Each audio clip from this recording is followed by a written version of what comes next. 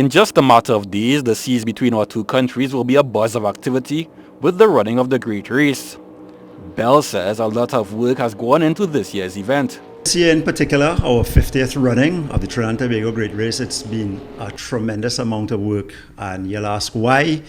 We have migrated from a national event to an international event. We have now been sanctioned by the UIM, which is the governing body of the world with anything to do with powerboating. They're affiliated with the Olympic International Committee. So there was a lot of bonding of their rules with our rules and getting approved for certain things here in Trinidad and Tobago, that would suggest, we are a destination to have this international event now. He says 50 years is an amazing accomplishment any way you look at it. There's no powerboating sport that has run for 50 years, a race consistently. We've had a great time this year because we've involved all of our veterans and racers of the past in our meet and greets, and we had them in the media launch. We had Lennox Tanyuk, we had Ken Gordon, the founder, we had Rolf Hive, we had Douglas Skinner, so many names, Donald Haddon, past winners from 1971, 1969, Jimmy Hadid, lots of people. They were with us last night and they're having a great time, and they are part of the reason why we're still here. They were the pioneers and they kept it going, and we are trying to keep it going for hopefully another 50 years. With the push towards sports tourism, the organizers believe the race has the potential to put Trinidad and Tobago on the map as a sports tourism destination. It's all up to the government.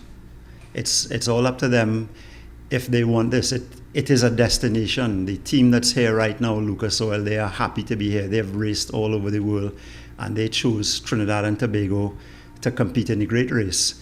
So our waters are very interesting, as the UIM says. We have many different conditions and it's an extremely challenging race. That also with it being the longest consistent running offshore race in the world. So people do want to come here. Bell stresses that it must be remembered that there are always more than one winner of the Great Race. So when people see a boat, maybe even possibly a small boat getting into Trinidad, from Trinidad to Tobago first, they are the class champion. It doesn't mean that they have won the Great Race and it's just one or two boats, first and second place.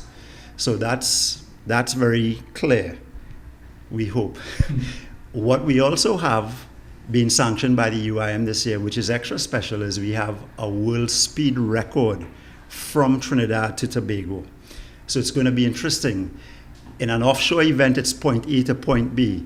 So it's different points that will be calculated. So you can have somebody in a class that's come maybe third to Tobago under the Trinidad guidelines, but the UIM championship they may have won. So lots of interesting things going on. And as an avid racer, Bell says he misses competing in the Great Race, and in particular the 50th anniversary of the event. I'm on the committee now, and it's my second term, and I'm very proud to be on it and see where I can take it to another level with the team that we have. We're an extremely small team this year, and the work is more by tenfold. But when I think of it, yes, I miss it. There are a couple of my babies here in the background. I recently raced in Vortex in 2015 and 2016, and this is Stinging Metal, where we won the D class in 2013. Kent Fuentes, C Sports Extra.